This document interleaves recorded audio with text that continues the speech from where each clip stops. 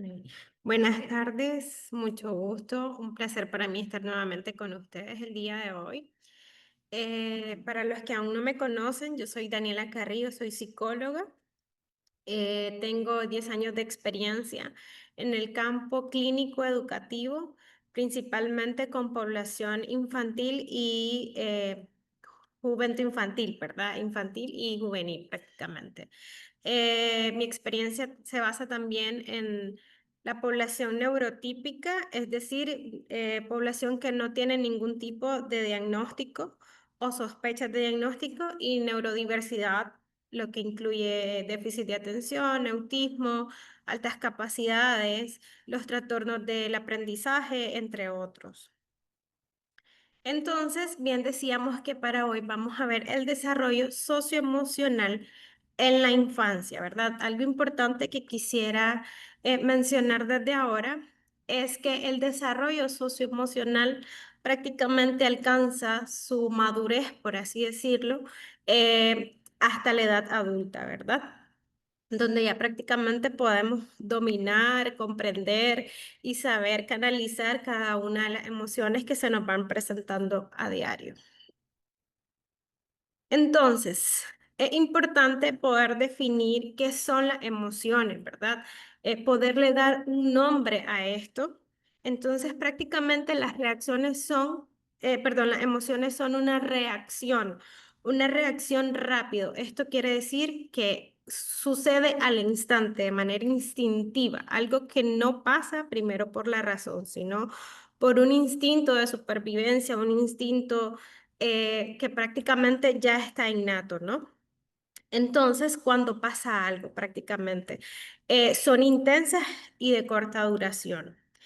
Eh, y las emociones prácticamente básicas, las que tenemos en un primer instante son las de el asco, la tristeza, la alegría, el enojo y el miedo. Estas son las básicas. Hay otras como el enamoramiento, la ansiedad, entre otras, ¿verdad? Que esas las vamos alcanzando conforme nuestro desarrollo. Entonces, algunos ejemplos de cuándo o qué implica, ¿verdad? Cada una de estas emociones. Por ejemplo, el asco es cuando hay un desagrado, algo que nos causa repugnancia, algo que nosotros lo miramos inmediatamente, hacemos un gesto o una vocalización de eh, acontecimiento o este estímulo que nos está causando, ¿verdad? Esta emoción, que es el asco. En la tristeza, prácticamente se experimenta cuando hay pérdida o algunas situaciones que nos puede causar una pena emocional, es decir, por ejemplo, una pérdida, un duelo, un cambio de trabajo, que una mascota se nos haya perdido. Entonces, en ese momento lo que experimentamos es la tristeza. Con la alegría es la sensación que nosotros tenemos cuando estamos placenteros, cuando nos divertimos, cuando sentimos algo bueno por una situación o lo mismo algún estímulo que sea externo, ¿verdad? No precisamente tiene que ser algo que inclusive también interno, por ejemplo, a través del pensamiento. Algo importante es que nuestras emociones van desarrollándose en paralelo con la parte cognitiva. Por eso están muy asociadas, muy relacionadas con nuestro pensamiento y también con nuestras conductas. Es como lo que pienso genera una sensación, una emoción y esta sensación, esta emoción genera una conducta, ¿verdad? Entonces, en el enojo es cuando podemos experimentarlos cuando algo no sale bien, cuando no es lo que nosotros esperamos, cuando hay una frustración de por medio. Y el miedo prácticamente es una alerta ante situaciones de peligro. Es como esa campanita que nos dice que algo no está bien. Entonces, el miedo tiene dos tipos de maneras de manifestarse. El miedo o nos paraliza o hace que reaccionemos de manera rápida. Un ejemplo, si estamos en medio de una calle e intentamos cruzarla y tal vez no hay un puente peatonal o un semáforo en ese momento, entonces nuestro miedo nos dice si tenemos en ese momento la capacidad de poder cruzar la calle o definitivamente tenemos que permanecer quietos en el lugar en el que estamos. Entonces,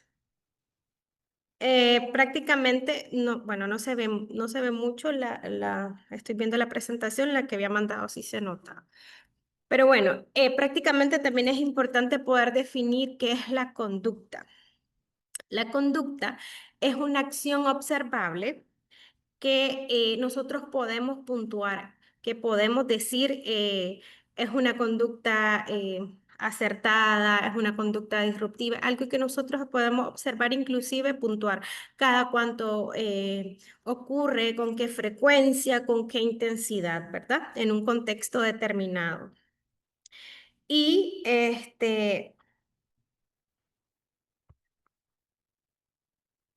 ay, perdón, ok.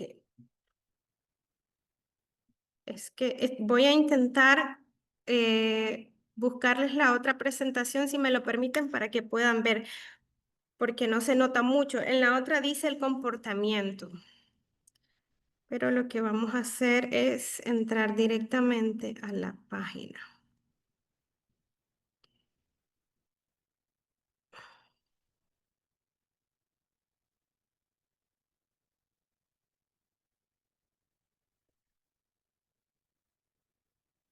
Me avisan si logran ver la presentación, por favor. Una disculpa, no sé por qué se descargó de esa manera.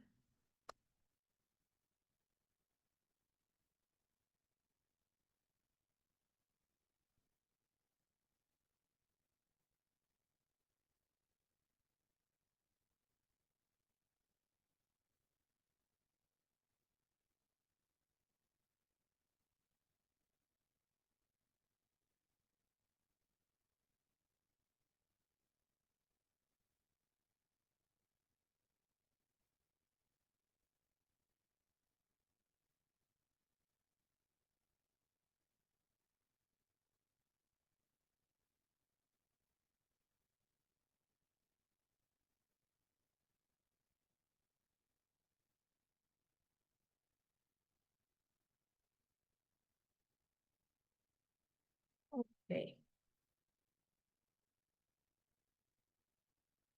Sí, Daniela, vemos la presentación, Ahora pero sí, es la ¿verdad? misma, pero Se ve de es una la mejor. misma de antes. Sí, lo que pasa es que habían ciertas partes en las que no se notaba, por ejemplo, aquí algunas palabras. Ok. Entonces, retomando el comportamiento, haciendo la diferenciación, ¿verdad? Incluye lo que es la conducta. Hay patrones estables de acción, la respuesta a los estímulos, aspectos internos, pensamientos, emociones y también incluye la conducta. Entonces, el comportamiento prácticamente encierra todos estos aspectos, tanto cognitivos como conductuales, ¿verdad? Y emocionales. Entonces, ya hablando del desarrollo socioemocional infantil, este es un proceso, ¿verdad? Complejo y que es vital en la primera infancia, porque es donde sentamos estas bases de la salud mental, tanto cómo va a ser nuestro desarrollo y éxito académico, las relaciones sociales futuras y todo lo que nos va a definir con nuestro comportamiento, ¿verdad? Ya les explicaba con anterioridad que la emoción está muy ligada a lo que es la conducta, que decíamos que la conducta es esto que se observa, es esto que ocurre, que puede ser medible. Entonces, prácticamente en el desarrollo socioemocional es cuando el niño tiene la capacidad para entender, expresar y manejar su emoción, así como también para establecer, ¿verdad?, las relaciones significativas con otros. Entonces, la parte social es muy importante para nosotros poder definirnos emocionalmente porque somos seres sociales, vivimos dentro de una cultura, crecemos dentro de una familia y esto nos da las pautas, ¿verdad? A nivel emocional, cómo podemos manejar ciertas situaciones, qué nombre le vamos a dar a ciertas emociones que tenemos. Entonces, por eso es la capacidad que el niño adquiere. Entonces, como lo decía en la presentación anterior, la base la sentamos en la primera infancia prácticamente. Entonces, hay diferentes teorías, ¿verdad? Está la teoría del apego, perdón, que nos ayudan a poder comprender un poco cómo es que la emoción se va a desarrollar o va a ser una inteligencia emocional acorde a lo que en la etapa del desarrollo en que nosotros nos encontremos. Entonces, la teoría de John Bowlby, perdón, postula que este vínculo entre el infante y su cuidador puede ser mamá, puede ser papá, puede ser la abuelita con quien crece, ¿verdad? La principal figura de apego, ¿verdad? Es vital para este desarrollo. Porque si este niño tiene seguridad, tiene un apego sano con esta persona, él se va a sentar una base de confianza que va a permitirle al niño sentirse seguro al momento de explorar todo lo que le rodea, ¿verdad? Desarrollar también una regulación emocional, porque si él llora, va a tener ese acompañamiento. Si él tiene una necesidad, va a tener ese acompañamiento. Entonces, esto permite que el niño sepa, uno, expresar y después regular esa emoción de una manera saludable. Sí, Daniela, disculpa, solo para corroborar, seguimos en lámina número 5, Eh, no les, en conducta en donde dice acciones observables y puntuales en un contexto determinado. Esa es la que estamos viendo ahorita. Es la que se está compartiendo. yo la estoy pasando acá y no sé, qué raro. Entonces, sí, ahí sí. Entonces, por favor, verificar que se esté compartiendo justamente la que estás Ok. revisando. Ujú. ¿Le hizo un cambio? No, No. seguimos todavía con la anterior. Por eso, Ok, voy a volver a ujú, compartir entonces. Gracias por avisar. seguro.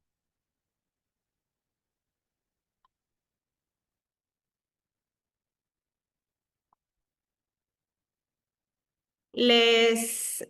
¿Se cambió? Ahorita sí.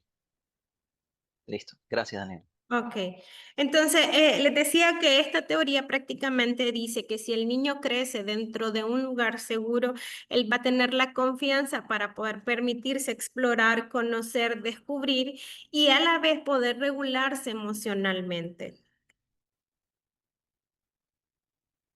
¿Hizo cambios de diapositiva? Sí, ya hizo cambio bien. Ok, perfecto. Entonces, otra teoría importante es la de Eric Erickson, que bueno, tiene diferentes etapas del desarrollo, pero hablando un poco del desarrollo emocional, él también habla de la confianza y la desconfianza, que esta prácticamente es como la primera etapa que va a tener el bebé, que va a tener el ser humano en el desarrollo, para sentar una base. Entonces, aquí es donde el niño lo mismo aprende a confiar, aprende a determinar su base de cómo va a ser el mundo, ¿verdad? Ante las necesidades que éste vaya teniendo. Entonces, según la atención que su cuidador le ofrezca, este va a recibir, ¿verdad? Esta información y va a determinar cómo va a ser. Cómo va a ser su desarrollo en la sociedad. Es decir, si un niño llora prácticamente y su cuidador inmediatamente acude a la necesidad del llanto, porque es la manera en que a los bebés, ¿verdad?, se aprenden a comunicar, entonces él va a aprender que sus necesidades van a estar satisfechas cuando él ha tenido esta atención. Entonces construye la seguridad a través de la atención. ¿Se movió la diapositiva? ¿Cambió? Sí, sí, allá esta es la Ok, que tiene el perfecto. fondo rosado. ¿Mm? Ok, perfecto. Entonces, en la teoría de la mente prácticamente se refiere a la capacidad de atribuir estos estados mentales que uno tiene hacia los demás, ¿verdad? Es la habilidad para nosotros desarrollar empatía, desarrollar estas interacciones sociales, perdón, donde prácticamente hay investigaciones en el 2023 inclusive, donde indicaron que a través del juego simbólico, este juego de fantasía, este juego de roles, en la etapa preescolar prácticamente están desarrollados en esta habilidad. Es decir, que no solo va a estar implicado a nivel familiar, por así decirlo, porque en las teorías anteriores, haciendo un poco de comparación, prácticamente le da este rol de atención a necesidades a los cuidadores, ¿verdad? A la persona inmediata que este bebé necesita. Pero en la teoría de la mente se extiende un poco más y dice que también la adquisición, ¿verdad? De estas capacidades, de estas habilidades socioemocionales, prácticamente también se pueden desarrollar en otras circunstancias como la escuela, a través del juego. Entonces, hablando un poquito ya de las etapas, prácticamente por edades, ¿qué es lo que esperamos que a nivel socioemocional esté ocurriendo?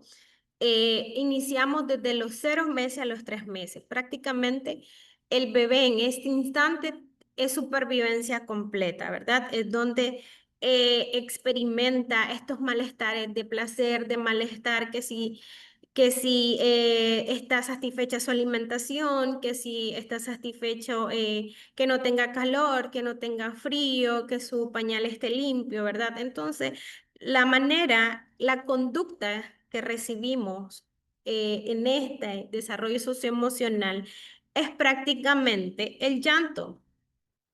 No, me imagino que por acá en el grupo debe de haber alguna mamá que puede corroborar esta información. Existen diferentes tipos de llanto. Cuando un bebé está hambriento, el llanto es de un tipo. Cuando el bebé tiene el pañal sucio, es otro tipo de llanto. Entonces, al final hay diferenciación en esta conducta, porque es cierto que es un llanto, pero se diferencia en la tonalidad que este, ¿verdad? Puede tener, puede manifestar.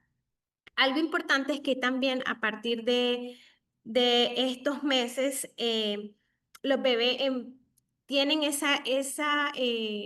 no tienen esa racionalización. Algo importante es que yo les decía que va con el pensamiento. Prácticamente a nivel de racionalización, perdón, en estas edades hay una inmadurez completa. Entonces prácticamente todo está a través de una supervivencia. Entonces, en este caso, el bebé no reconoce que si él y mamá son dos personas completamente diferentes, todo lo contrario, él cree, sigue creyendo, ¿verdad? En estos meses que prácticamente mamá y él son uno, ¿verdad? Por eso es que las otras teorías nos dicen de que por eso el apego debe ser súper importante, de que este niño tenga, aparte de sus necesidades físicas, sus necesidades emocionales atendidas, es decir, ¿cómo atendemos la necesidad emocional cuando respondemos a este llanto, verdad? Entonces, también hay algo que se llama el desarrollo de la sonrisa social, que prácticamente empieza a reconocer la voz o algunos gestos que tienen sus cuidadores y el bebé empieza a responder a través de una sonrisa. Ya a partir de los 4 meses a los 8 meses empiezan a aparecer emociones más complejas como la sorpresa, la alegría. Es aquí donde empezamos a implementar, por ejemplo, los juegos del picabú, que miramos una respuesta. ¿Cuál es esta respuesta? ¿Cuál es esta conducta que nosotros miramos ante la sorpresa o la alegría? Es la risa, ¿verdad? O el asombro, ¿verdad? Entonces, el bebé se va a reír ante ciertos estos estímulos porque le causan placer, le causan alegría el que alguien esté atendiendo esa necesidad de atención y esté jugando con él.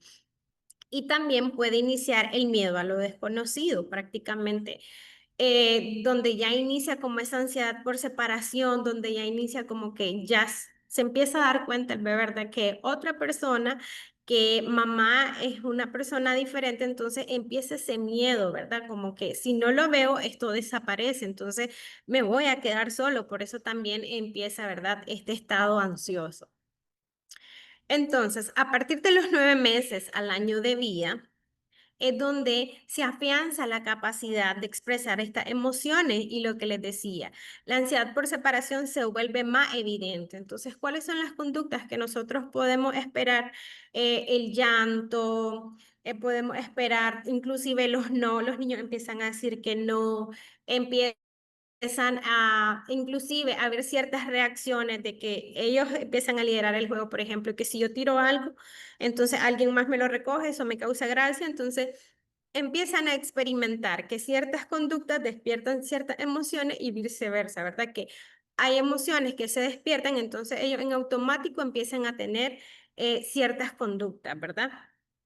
Eh, Entonces, a partir del año de vida, a los 3 años, es la etapa donde los niños prácticamente empiezan a desarrollar un vocabulario emocional más amplio, es decir, empiezan a mencionar qué es lo que están sintiendo. Inclusive se les puede enseñar cómo empezar a controlar cierto impulso y empatía por los demás. Es decir, que un niño si en el parque él ve que andan varios niños jugando tras de una pelota, corriendo, él también va a querer. ¿Por qué? Porque empiezan las neuronas espejo a reaccionar y decir, eso causa felicidad. Entonces, él también quiere sentir ese momento de felicidad, de placer y puede decir, el ir al parque me hace feliz, quiero parque o... Ya nos vamos y tal vez algo importante, como podemos gestionar nosotros también en este aspecto, de empezarle a nombrar a los niños cuando yo estoy enojado, estoy así. ¿Ve? Y uno les puede decir, está enojado, estás así, ¿verdad? Para que ellos también puedan ampliar a través de nosotros como guiadores este vocabulario emocional, decirle cuando estás enojado, cuando estás triste, por qué reaccionó de la manera en que reaccionó, qué implica esa emoción que estás sintiendo, ¿verdad?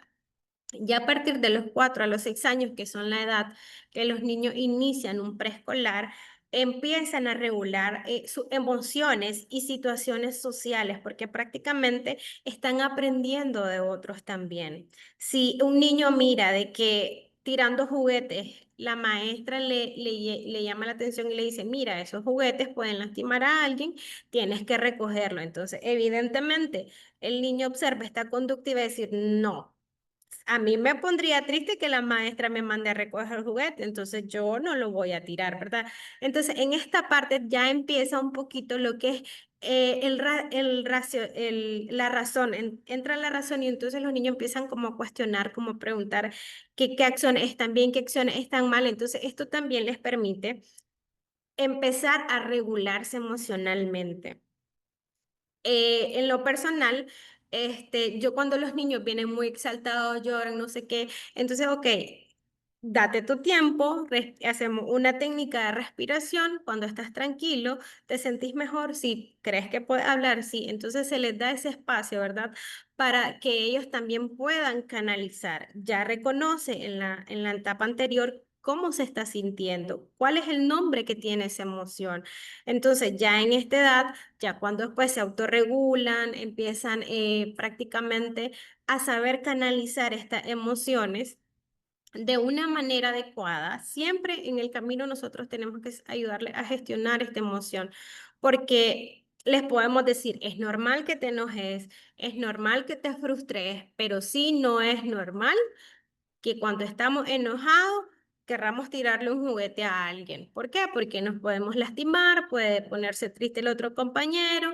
Entonces siempre tratamos de darle la razón de cómo podemos gestionar esta emoción, ¿verdad? Generalmente esto ocurre con las emociones del enojo y de la tristeza y son las más complejas a veces para poder ayudarle a gestionar, porque si ellos están felices y están atacados en risa, pues fantástico, los niños aprendieron a gestionar esta emoción. Pero por eso es importante que nosotros les sepamos acompañar en este proceso. Entonces, a partir de los 7 a los 12 años, prácticamente ya la adquisición, la comprensión de estas emociones ya está en un nivel más maduro, más complejo. Ya empiezan a despertarse otro tipo de emociones como la vergüenza, el orgullo, la culpa. Eh, Prácticamente las emociones empiezan también a tener un poco de mayor intensidad porque están expuestos ya a nivel social, entran a lo que es la preadolescencia a partir de los 12 años, entonces ya las emociones prácticamente básicas están como dominadas, podríamos decir, pero vienen otras emociones nuevas que prácticamente vienen también a generar otro proceso de regulación. Es decir, si el niño ya aprendió que cuando está triste es válido llorar, entonces, él se va a dar la oportunidad de llorar cuando esté triste, pero cuando el niño experimenta por primera vez vergüenza, no sabe qué hacer porque es una sensación nueva. Recordemos que las emociones son esas sensaciones fugaces, instantáneas ante una situación. Entonces, ¿qué es lo que pasa? El niño tiene que primero pasar por su razón, qué pasó, por qué reaccioné así, qué fue lo que hice, el contexto, a quererle dar una explicación a lo que pasó. Entonces, en ese instante, nosotros como adultos, ¿verdad? Y gestores, podemos ayudarles a reconocer, ok, lo que sentiste se llamó vergüenza y fue una experiencia nueva, pero es algo, igual que las otras emociones, es natural que pase y la podemos gestionar de esta manera, ¿verdad? Siempre es importante estar como atentos cuando los niños miramos que están teniendo estas emociones nuevas, estas experiencias en los diferentes acontecimientos, ¿verdad? Que ellos a diario viven. Algo importante, ¿verdad? Es que nosotros podamos identificar signos de alerta prácticamente a nivel emocional. Es decir, a nivel motriz, si yo veo que un niño llega a los 15, 16 meses y todavía no me camina, yo lo veo como una alerta porque es evidente, ¿verdad? Porque es algo que yo espero que ocurra con naturalidad. Pero con las emociones también ocurre lo mismo. Pueden haber ciertos signos de alerta que quizás hemos como respetado en muchas ocasiones, decir, bueno, él en su momento va a gestionar, él en su momento va a aprender a nombrar. Puede que sea por falta de acompañamiento o porque realmente está ocurriendo algo importante que debemos descubrir ese trasfondo. Entonces, algo importante en la primera infancia, cuando nosotros no tenemos una respuesta, ¿verdad? A el bebé, por ejemplo, nosotros queremos que un consuelo, miramos que él empieza a llorar y no busca, ¿verdad? De este apego de que con quién poder canalizar esta emoción que él está sintiendo, entonces no mira como a sus cuidadores, un ser seguro, un ser de apego, entonces ese es un signo de alerta. La falta de respuesta, ya sea de que yo vine y le quise hacer el juego del picabú y veo que no hay una reacción por parte de este niño, no hay una conexión emocional, ¿verdad? Entonces, ese es un signo de alerta. También cuando no aparece esta sonrisa social, cuando no, inclusive, y se viene acompañado de la falta de contacto visual, ¿verdad? Entonces también es un signo que nosotros debemos decir, "Mm, pasa algo. Ahí habría que ver si es por, como les dije, falta de estimulación, falta de acompañamiento o porque realmente hay un trasfondo a través de esto. También cuando los niños no reaccionan a la presencia de diferentes personas, no va ni viene si alguien es nuevo o no presenta, ¿verdad? Esta ansiedad por separación. Cuando no, por ejemplo, yo tengo una amiga que su bebé, uno le dice, ay, este niño es arisco, ay, este niño, si generalmente por culturas decimos, ¿verdad? Le ponemos ciertos apodos o sobrenombres a estas situaciones, pero prácticamente es la ansiedad por separación o el reaccionar a una persona que generalmente no es tu cuidador. Entonces, cuando no vemos que el niño tiene una reacción ante esto, es importante poder analizar a qué se está debiendo, ¿verdad? Y también cuando no intenta atraer atención de los adultos. Ya sabemos que si ellos tienen una apego seguro, ya sabemos que siempre van a necesitar esa atención de mamá, de papá, de tío, de primo, de abuelita, de quien sea. Entonces, prácticamente, si no miramos estas acciones que deberían de ocurrir en el desarrollo, es para alertarse. Entonces, en la edad escolar, preescolar prácticamente, cuando un niño tiene dificultad por regularse emocionalmente, es decir, si un niño tiene una crisis de llanto y cuesta que él se pueda regular, que aprenda a respirarse, que aprenda a compartir qué es lo que está sintiendo, a qué le llevó a esa conducta, ¿verdad? Es importante también valorar a qué se debe de que este niño se desborde emocionalmente y le sea difícil regresar a un estado neutral, por así decirlo, ¿verdad? También cuando hay dificultad para hacer amigos, no participan en un juego consciente, no hay interés por socializar, es otro signo de alerta. También cuando hay signos o comportamientos que son un tanto agresivos, ¿verdad? Ya sea que generalmente patea o que jala el cabello o que tira juguetes y prácticamente no le causa ninguna sensación de culpabilidad o decir, ay, esto no estuvo bien, entonces también, ¿verdad? Es algo importante a tomar en cuenta. Esto está ligado a la falta de empatía, ¿verdad?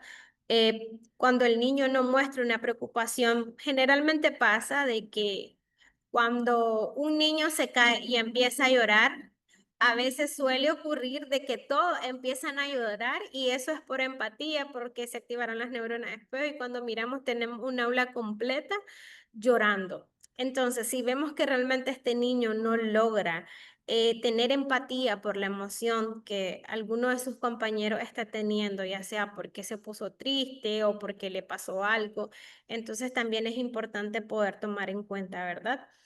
Y también está la ansiedad o un miedo extremo, miedos que son irracionales. Aquí es importante valorar si no es por contexto, porque quizá al niño le contaron algún cuento o porque le hicieron una broma relacionada a algo de terror, pero sí es algo que prácticamente está interfiriendo en su relación, en sus relaciones sociales, en su juego, en sus rutinas diarias, que si dejó de comer, que si dejó de dormir, entonces también es importante poder ir más allá y descubrir por qué está tan marcado este miedo. Entonces, continuando, ¿verdad? Con los signos de alerta. Es importante que si nosotros notamos que hay un cambio drástico, que hemos venido viendo que un niño generalmente alegre, que realmente compartía, que era un niño que prácticamente uno podía acompañarlo, que sí hacerle una corrección o, ¿verdad?, algún comentario acerca de algo y de repente miramos que este niño tuvo un cambio drástico, que de repente es irritable, que se porta muy agresivo o lo mismo, tiene un llanto y no hay un motivo aparente, también es algo importante a estar tomando en cuenta. También esto está acompañado al aislamiento social. Si es un niño que prácticamente siempre ha sido sociable y de repente dice, no, no quiero jugar con nadie, maestra, yo no quiero que me pongas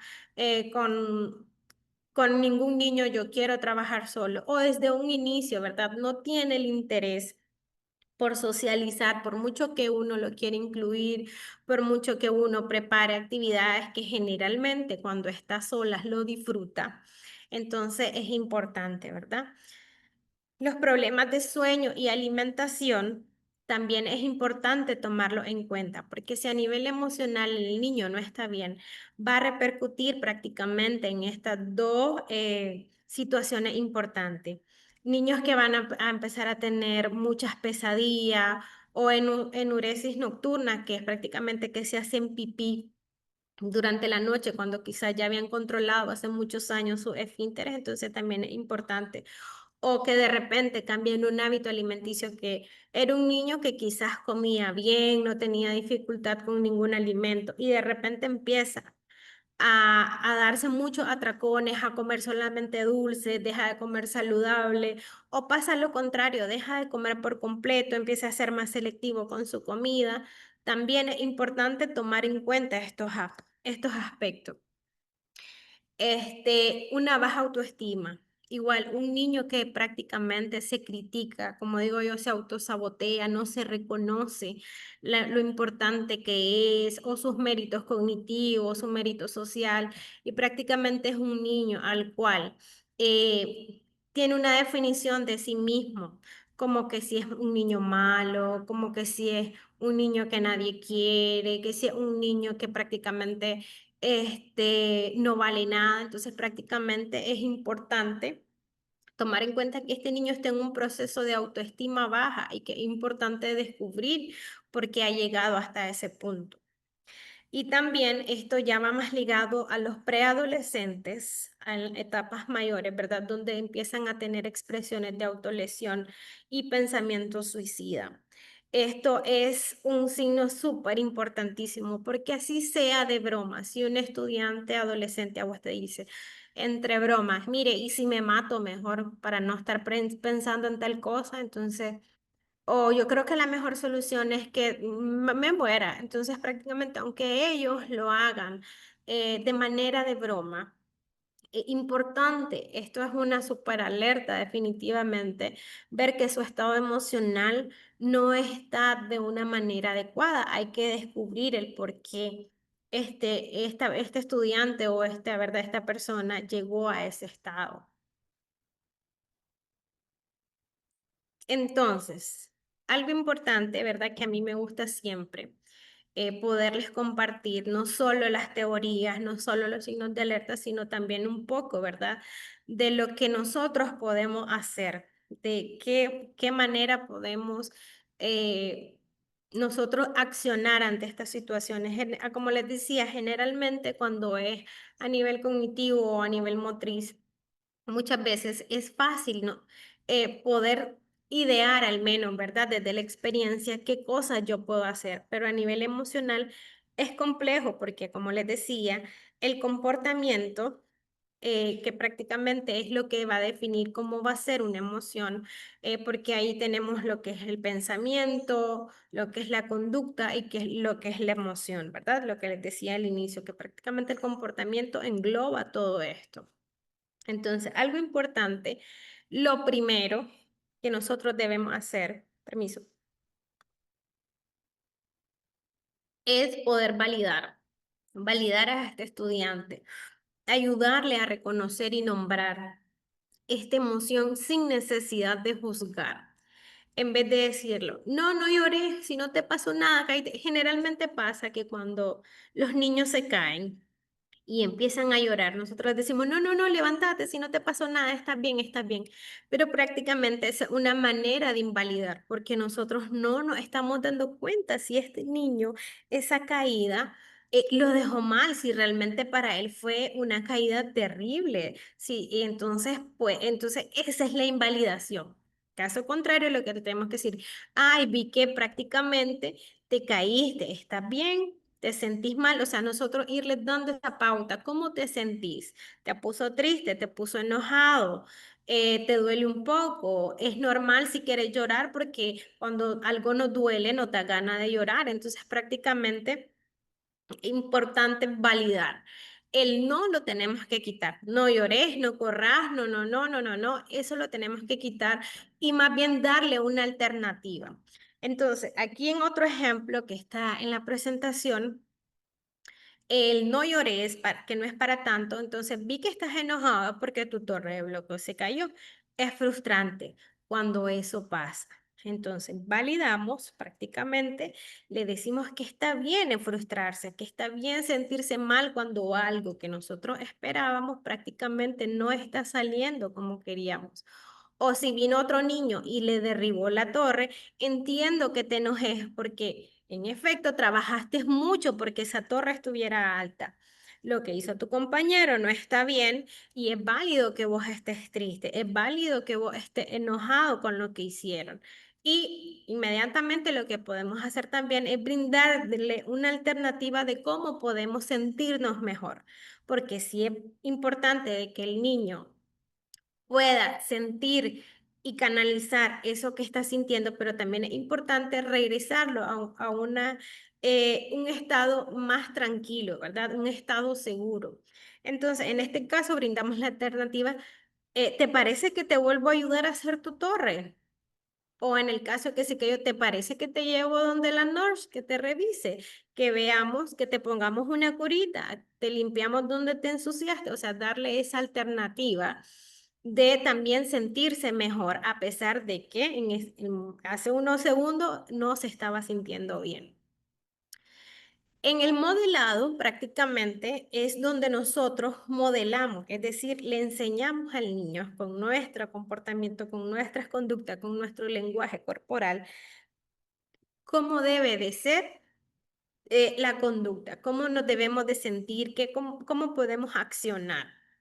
En este ejemplo, si nosotros nos sentimos frustrados, es importante decirle al niño, en este momento no me siento bien, estoy un poco molesto, estoy un poco frustrado, así que necesito respirar. Por favor, me regalan 5 minutos, yo en 5 minutos regreso y hablamos. Entonces, en ese momento, yo hago, ¿verdad? Mi autogestión, me relajo, respiro, esto y lo otro, y de esta manera yo le estoy enseñando al niño que cuando yo siento que no puedo con algo, es importante que yo pueda irme, tomar un espacio, pero también yo validar lo que estoy sintiendo y a la vez enseñarle cómo gestionar esta emoción. Es decir, si yo prácticamente siento que el día de hoy, por ejemplo, mis estudiantes no quisieron trabajar y eso a mí me hace sentir triste, yo inmediatamente a través de mi modelado les digo, chicos, quiero hablar 5 minutos con ustedes. Me siento mal porque yo me preparé el día anterior con mi clase para dársela a ustedes, que a ustedes les gustara y veo que prácticamente ustedes no están siendo receptores de esta información. Entonces, esto me hace sentir mal. Denme 5 minutos que necesito respirar o replantearme mi objetivo de mañana o lo escucho a ustedes de cómo quisieran la clase la próxima vez. Entonces, de esta manera, yo valido mi emoción, le enseño a mis estudiantes que es importante comunicar también lo que yo estoy sintiendo e inmediatamente busco una solución para sentir, ¿verdad?, la tranquilidad, para sentir prácticamente volver a ese estado seguro del que las teorías, ¿verdad?, no hablan. Entonces, es importante que nosotros tengamos un ambiente seguro y predecible. Es decir, si yo, tomando en cuenta también la neurodiversidad, tengo un entorno prácticamente estable, un lugar seguro en el de que mis estudiantes prácticamente pueden liberar estas emociones que ellos sienten, va a ser genial porque no van a tener la necesidad de ir a un lugar, de gestionar de una manera inadecuada cuando prácticamente yo misma le estoy ofreciendo ese espacio. Entonces, algo importante, las rutinas prácticamente proporcionan muchísima estabilidad, mucha seguridad y reduce porque la ansiedad, porque le permite al estudiante saber qué cosas debe de hacer, en qué momento las debe de hacer, qué es lo que yo estoy esperando para que él pueda hacer prácticamente su día satisfactorio. Y también podemos utilizar la técnica del juego simbólico. Prácticamente podemos utilizar juegos de roles donde cada estudiante pueda prácticamente practicar, ¿verdad?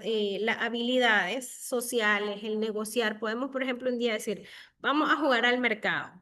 ¿Quién va a ser el que vende? ¿Quién va a ser el que compra? ¿Y quién va a ser el que facture, por ejemplo? Entonces, prácticamente, llevarlo a estas situaciones reales, ¿verdad? Les va a permitir a ellos tener esta herramienta previa cuando les toque enfrentarse a estas realidades, cuando prácticamente pongan a prueba estas habilidades que adquirieron con anterioridad. Siempre es importante tomar en cuenta ¿verdad? Las características del niño.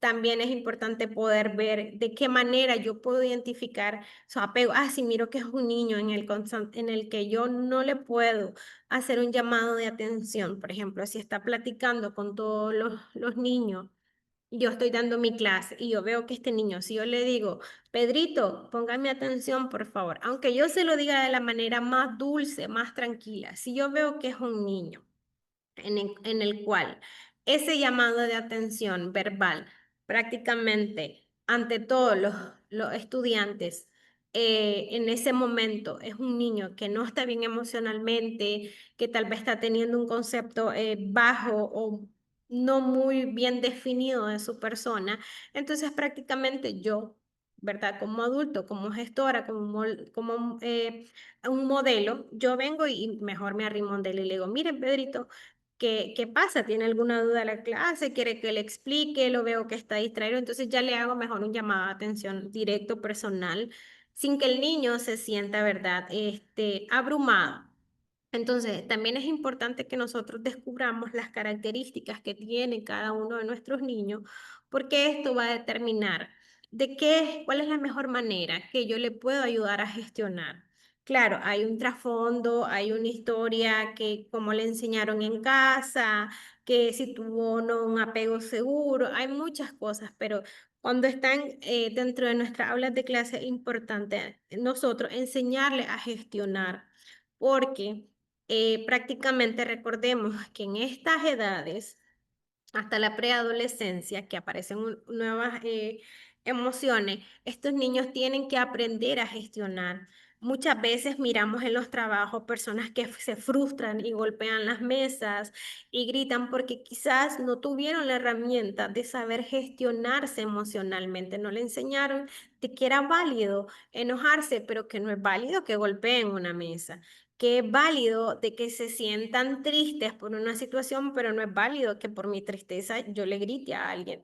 Entonces, por eso es importante el validar y el dar una solución, ¿verdad? Y utilizar diferentes juegos, ya sea estrategias, películas, cuentos, que nos ayuden a nosotros a siempre estarle brindando esta información a nuestros estudiantes de que las emociones son válidas, son importantes, pero lo importante también es aprender a gestionarla, es decir, aprender a canalizarla. No es recomendable que si un niño está llorando, decirles deja de llorar. O que si un niño está enojado, ¿por qué te enojaste? Sino no cuestionar por qué tuvieron esa reacción, sino validar y darles la alternativa, ¿verdad? Entonces, para que vayamos entrando ya a la ronda de preguntas, para mí siempre es importante poder compartirles una frase final y en este caso dice, quien no comprende una mirada tampoco entenderá una larga explicación. Este es un proverbio árabe y en lo personal me gustó porque muchas veces por nuestras prisas solo estamos esperando que la comunicación o que la conexión con otras personas sea de manera verbal, cuando prácticamente nuestras miradas, nuestro lenguaje corporal hablan muchísimo de nuestro estado emocional. Entonces, agradezco la atención. En este momento pasaríamos, ¿verdad? Si tienen preguntas, si tienen duda o algún aporte, alguna experiencia que quieran compartir.